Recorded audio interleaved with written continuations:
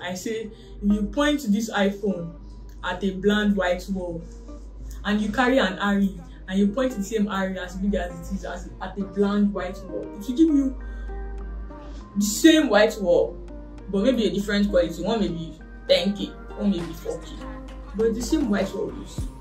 That's where art direction and production design and even lighting comes in.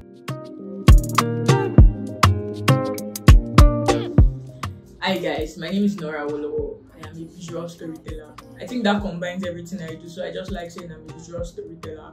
I do so many things. I am a cinematographer, that's my first role. I love staying behind the camera. I'm a director, I direct a lot of stuff I work on too. I'm a video editor, I like editing sometimes. It depends on the project I'm working on. I'm also a drone pilot.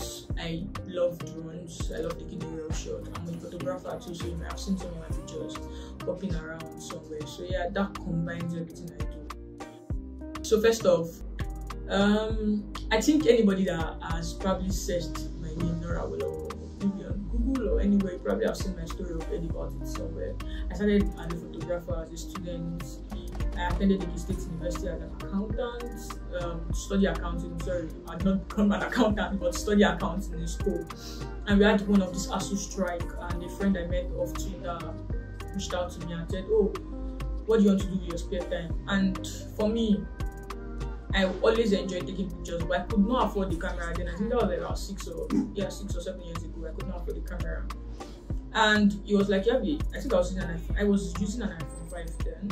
And I was like, "You have a smartphone, just start wherever you want." Started sharing me like insight and people that were using their phones to take pictures. And that's how I started. Started sharing with some people that he recommended me to. They would give their feedback and all. So literally I was sharing. I think for me it was me sharing and being consistent and just deciding to just try anyhow I could. That was how I came about like starting and joining the industry. And I got bored because I get bored easily. I am a restless soul.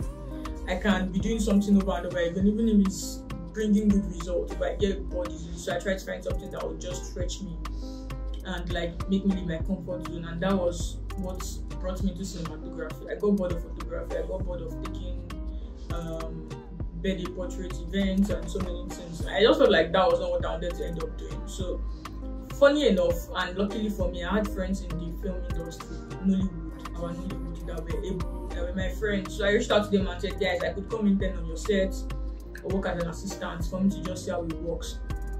There was somebody really close to me that was in a food show then, and they had somebody that they flew in from the country that was a friend of theirs that was shooting it. I mean, he flew himself, but he was using the opportunity to just like shoot and go back. But during this period, he could not come back to Nigeria, and me had already gone on the shoot to assist to them and all of this. And they're like, "Yeah, can you try to shoot this thing? You've seen the way this person does it. Like, there's a template already." And that's how I started basically. Then the editor upon it, and they were like, "Yeah, can you try to edit this thing?" And I was like, "Yeah, let me try. Just send it to me." And yeah, I tried to, and I probably spent like almost 2 days trying to edit 1 minute content video on Windows Movie Maker. So that was how I started to and jumped into cinematography. And for me, it's always trying to get better at what I do. Like, what is evolving? What can I do to improve my skill? What can I do to improve my work? And that was it. I was checking YouTube, ask friends if I see something I really like. "Oh, TJ Omori just shot this." And TJ Omori was not the popular person then, but I could see somebody I really fancied their work, and I was like, "How did this person shoot this? What was this transition? How did it work? What was this frame rate? How could we achieve like a slow more frame rate that would work seamlessly without any problems?" So I was check online, go on YouTube. I think YouTube is like the best teacher. Like, there's answer to everything, every damn thing. And I went on YouTube, asked friends, and I was grateful for people that were around me that were willing to answer my questions. So they answered my questions, and yeah, I kept improving from the next project I jumped on. I just decided I was going to be better from the last project than the last project I did. So my last project is always my worst project. So my next project is my next best project. So that was my idea of going into every project I wanted to do. So I would sit down, plan properly, what can I do to make this thing better, check for insights, people that have done almost what I wanted to do, what did they do, like what could I do to make it better. And yeah, so that's how I started my journey into filmmaking. So this is how it works for me. You send me a script, Nollywood, either the producer or the director, depends on the person that is bringing me on bored, I read the script. Most times I am actually like one of the fastest readers. I got the script this morning and I responded to the person that read it in 1 hour. I had like 100 pages script. So I get the script and reply. If your story is really good, to be honest, I like reading, so for me just like an escape. I'm going to read it very fast. But if your story is not that good, I mean, so I may spend like 2 or 3 days. I mean 2 days at most actually. 2 days, 48 hours trying to like finish up your story and like give you feedback. So yeah, I go back to the producer or director and give feedback on the story. What's their idea? How do they want it to come out visually? And all of these things. We have a dialogue, we converse, talk about it. They send a treatment because I always ask like for every director's treatment. It just gives you the idea of what the color palette is supposed to look like in film.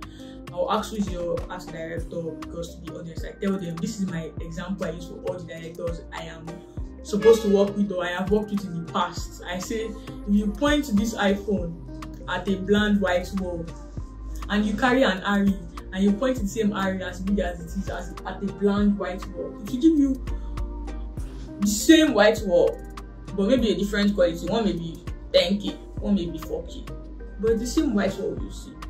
That's where art direction and production design and even lighting comes in. Then once I now start putting like elements like my frame, my shots, I start putting like lamps or putting something there, decide to paint this wall, oh great, for me to have that moody look, or decide to like change the color to maybe yellow for something popping or something. That is where my cinematography starts getting beautiful. That's when I now decide, what kind of angle do I want to take? Is it a bird-eye shot? Is it like just zooming in or tracking in? Is it something? But it is the element that is in a scene that actually like makes the scene beautiful. Like, how do you light it? What are the things in your frame? What are the things your camera is looking at? Those are the things that I try. That is cinematography for you. There's nothing special. I mean, it's special, like, but those are the things. So I try to ask who are these people. Luckily for me, there are people that work with that would like sync and make sure that we are on the same page. But there are people that don't work with that will ask for the number to have a conversation. My focus puller, always pulling my focus. Like, what's the idea? I just try to talk to the director because at the end of the day, the film is the director's vision. To make sure like we are all on track. Then we do a pre-production where we go on to check the locations that we plan to use to shoot, do recce, so we know the kind of lights, the number of windows in the house, choices of our equipment. Then we do like an equipment list and GL list to check, oh, this is what we need. We don't need crane here, we need crane here. We just need like a dolly. Like, those are the things that we just try to finalize before the shoot itself. So that is my own process before I go into any shoot.